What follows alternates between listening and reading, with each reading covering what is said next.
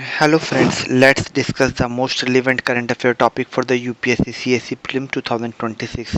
And today, 13th of August 2025, the topic we will discuss today are Revised Income Tax Bill 2025, Operation Falcon, National Anubhav Award to 2025, Ladakh Statehood and Sixth Schedule, Envelope Dimer Epitop Dengue Vaccine Portal, Potential World Elephant Day, Mapping Dardanelles Strait.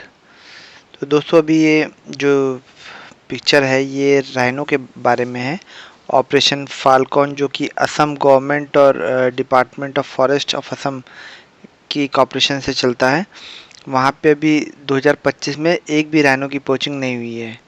First topic जो हम लोग discuss करेंगे वो है revise income tax bill. Income tax की बात करें तो इंडिविजुअल एंड कॉर्पोरेट दोनों ही इनकम टैक्स देते हैं गवर्नमेंट को, और ये लगाया जाता है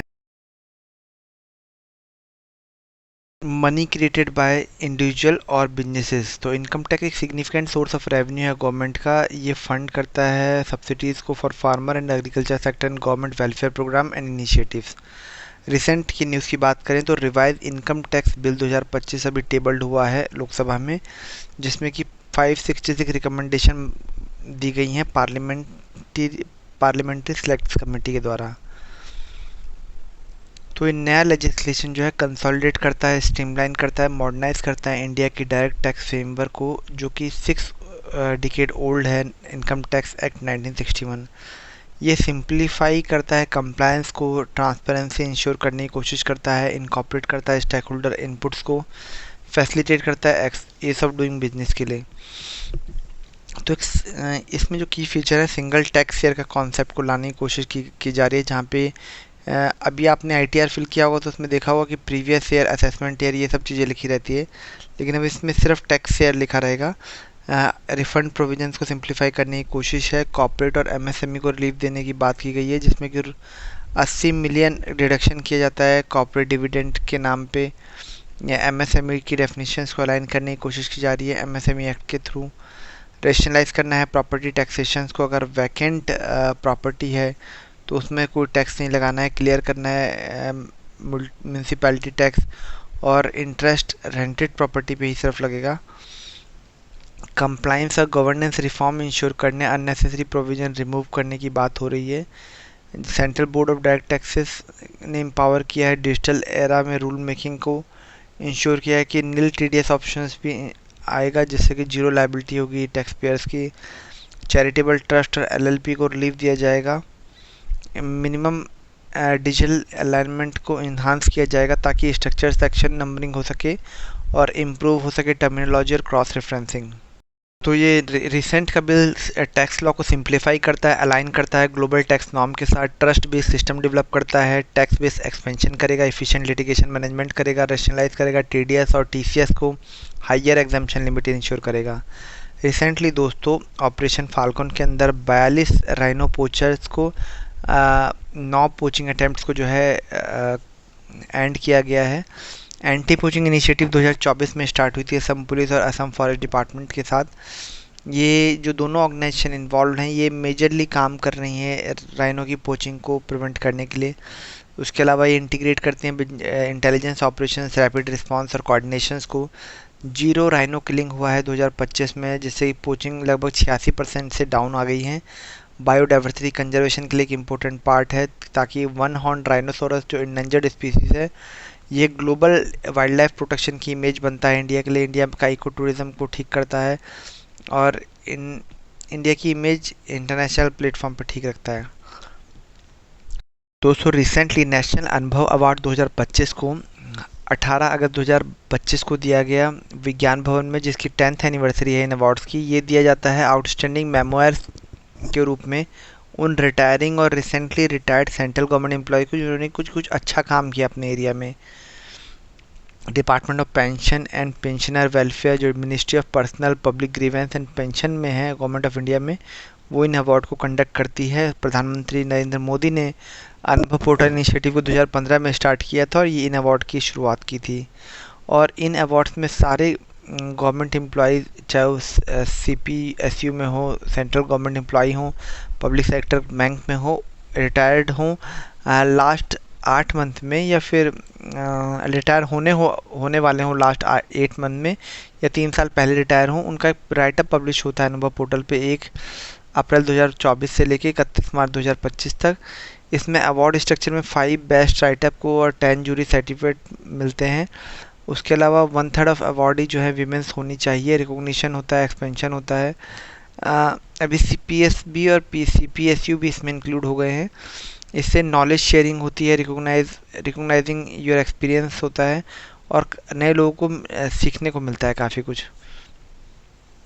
तो रिसेंटली कारगिल लद्दाख में स्टेटहुड के लिए ऐसे प्रोटेस्ट हुए हैं, और उन्होंने कहा है कि उनको 6th शेड्यूल ऑफ कॉन्स्टिट्यूशन में इनकॉर्पोरेट किया जाए। यूनाइटेड यूनियन टेरिटरी लद्दाख को आर्टिकल 370 के अब्रिगेट होने के बाद जो है एक ड्यूटी बना दिया गया था, लेकिन अभी रिसेंटली एक फुल स्टेटहुड और डेमोक्रेटिकली इलेक्टेड लेजिस्लेचर की डिमांड हो रही है, ताकि लेजिस्लेटिव ऑटोनॉमी मिल सके, लोकल रिप्रेजेंटेशन हो सके, कंट्रोल हो रिसोर्सेज के ऊपर, safeguard culture and environmental heritage ensure हो सके। कॉन्स्टिट्यूशनल बेसिस है आर्टिकल 244(2) और 275(a) 1 for the 6th schedule, और ये भी असम, मेघालय, त्रिपुरा और मिज़ोरम के लिए एप्लीकेबल होता है, लेकिन ये लोग कह रहे हैं कि लद्दाख के लिए भी होना चाहिए, जिससे कि वहाँ के राइट प्रोटेक्ट हो सकें, कल्चर प्रोटेक्ट हो सकें, ट्राइबल कम्युनिटीज़ का लैंड प्रोटेक्ट हो सके, और उनको एक ऑटोनॉमी मिले, ताकि ऑटोनमस डिस्ट्रिक्ट और रीजनल काउंसिल बन सके, उनकी tribal identity, self governance, land protect हो सके, रिसोर्स राइट इनको दिए जा सकें। ऑटोनमस काउंसिल जो है वो लेजिस्लेटिव, जुडिशियल, एग्जीक्यूटिव पावर को एंजॉय करेगी, गवर्नेंस का रोल होगा। उसके अलावा लेजिस्लेटिव पावर जैसे कि land use, forest, water, agriculture, public health, social custom, village administration, ये सब जो है ठीक से इंश्योर हो पाएंगे। जुडिशियल पावर, रेवेन्यू, ये सब भी अच्छे से डिवाइड हो पाएगा। दोस्तों रिसेंटली एक स्टडी में देखा गया कि एनवेलप डाइमर एपिटोप जैसी एंटीबॉडीज जो है इम्यूनिटी प्रोवाइड कराती हैं डेंगू और जीका वायरस के अगेंस्ट।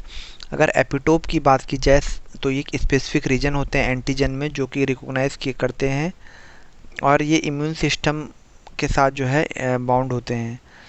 तो अगर देखा जाए तो क्वाटर्नरी एपिटोप है जो कि इन्वेलप ई प्रोटीन पे मिला है डेंगू की वायरस सरफेस पे, ताकि ये फॉर्म होता है 2E protein pair together, and ये जो है इम्यून टारगेट जो जनरेट करते हैं उनको ब्रॉड करता है, क्रॉस सीरोटाइप प्रोटेक्शन देता है।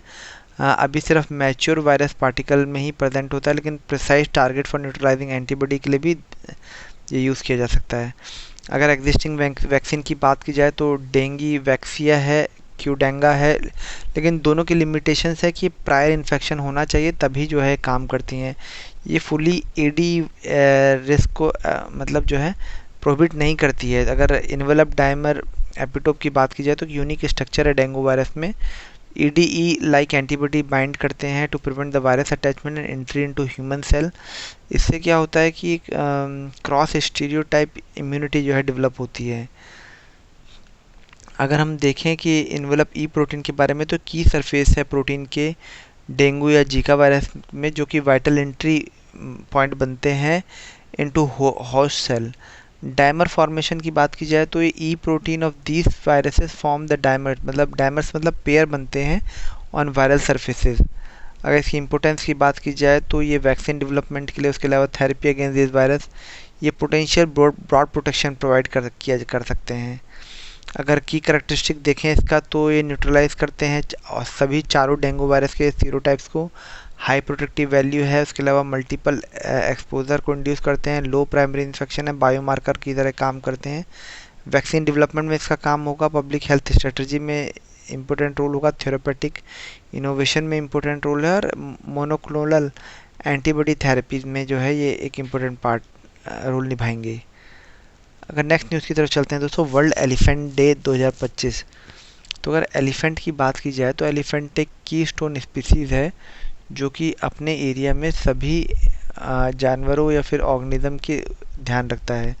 ये लार्जेस्ट लिविंग लैंड एनिमल है जो कि 3 स्पीसीज अभी करंटली एग्जिस्ट करती हैं, African Bush elephant, African forest elephant और एशियन एलिफेंट। ये सिर्फ सर्वाइविंग मेंबर है फैमिली एलिफेंटिडिया का, और ऑर्डर प्रोबोस्काइडिया है। जो इसके एक्सटिंक्ट रिलेटिव हैं वो है मैमूथ और mastodons. Distinct feature of elephant include the long proboscis, जिसको कि ट्रंक कहा जाता है, टास्क कहा जाता है, लार्ज एयर फ्लैप होते हैं।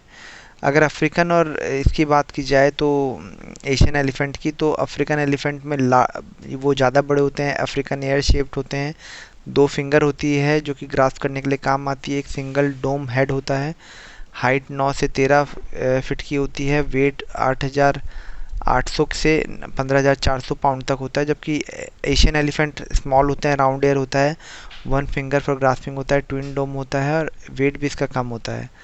ये जो डे सेलिब्रेट किया जाता है अवेयरनेस के लिए सेलिब्रेट किया जाता है, ताकि इसके जो थ्रेट हैं उसको उसकी अवेयरनेस फैल सके, प्रिजर्वेशन को प्रमोट किया जा सके, protections of elephant and their habitat को इंश्योर किया जा सके। जैसे हमने बात किया कि 3 तरह के एलिफेंट है। एशियन एलिफेंट है जो कि इंडेंजर्ड है, अफ्रीकन सवाना एलिफेंट है जो कि इंडेंजर्ड है, अफ्रीकन फॉरेस्ट एलिफेंट जो है क्रिटिकली इंडेंजर्ड है। ट्रेड की बात की जाए तो फिजिकल ट्रेड में मैसी बॉडी है, लॉन्ग ट्रंक है, लार्ज ईयर्स हैं, टस्क मॉडिफाइड इंसीजर्स हैं, ये दोनों में मिलते हैं, पर अफ्रीकन मेल्स और फीमेल्स में और कुछ एशियन मेल में भी। सोशल स्ट्रक्चर है, इकोलॉजिकल रोल इनका सीड डिस्पर्सल में है, वाटर होल्स में है, ग्रासलैंड मेंटेनेंस में है। आज की मैपिंग की बात की जाए तो डार्डेनलिस स्ट्रेट की ये एक इम्पोर्टेंट सी रूट है जो कि टर्की में और गैलीपोली पेनिसुला के बीच में एग्जिस्ट करता है। ये सी ऑफ मार्मारा और एजियन सी को कनेक्ट करता है और ये एक इम्पोर्टेंट पार्ट है, एक चोकिंग पॉइंट है ब्लैक सी से आने वाले सभी जो शिप या कार्गोस के लिए है। उसके अलावा इसके वेस्ट में एजियन सी को देखें तो ये ग्रीस है, यहाँ पे मैसिडोनिया है, अल्बेनिया है, कोसोवो है, बुल्गारिया है और ये सब कंट्रीज़ हैं। मेडिटेरियन सी में एजियन सी कनेक्ट होता है। टर्की ने अभी रिसेंट न्यूज़ इसलिए आई थी, टर्की ने रिसेंटली टेम्पररी क्लोज किया था मैरीटाइम ट्रैफिक को due to the wild fire Canakkale. तो ये narrow sea natural sea channel है जो कि कनेक्ट करता है, हमने भी बात की एजेंसी को सी ऑफ मार्मरा से, जिसको हिस्टोरिकली हेलेस पॉन्ड बोला जाता है। ये गैलीलोपोली पेनिसुला को जो कि एशियन माइनर से कनेक्ट करता है। इसकी लंबाई 61 किलोमीटर है और चौड़ाई 1.2 किलोमीटर से लेकर 6.5 किलोमीटर होती है। बैटल ग्राउंड रहा है पर्शियन इन्वेजन का, अलेक्जेंडर एक्सपेडिशन का और वर्ल्ड वॉर 1 में गैलीपोली कैंपेन का। जियोपॉलिटिकल इम्पोर्टेंस है और काफ़ी इम्पोर्टेंट पॉइंट है दुनिया के जितने भी टर्की और यूक्रेन और रशिया से जो कार्गो आते हैं उनके लिए। पड़ोसी कंट्री की बात हम लोग कर चुके हैं कि ये सब इम्पोर्टेंट पार्ट हैं यहाँ के। और अगर देखा जाए तो बहुत बार यूपीएससी ने सवाल पूछा है इस एरिया से। यहाँ पे अगर आप अगर इस दूसरी स्टेट को बता पाएँ तो कमेंट बॉक्स में हम इसको हार्ट का जो है सिंबल देंगे। अगर आपको पीडीएफ चाहिए तो t.me/bys के चैनल पे जाइए या इस क्यूआर कोड को आप जो है स्कैन कर सकते हैं। अगर ये वीडियो आपको अच्छा लगा हो तो लाइक करिए, वीडियो को उस चैनल को सब्सक्राइब करिए और किसी भी टॉपिक के ऊपर आपको वीडियो चाहिए तो कमेंट बॉक्स में ज़रूर लिखिए। थैंक यू दोस्तों।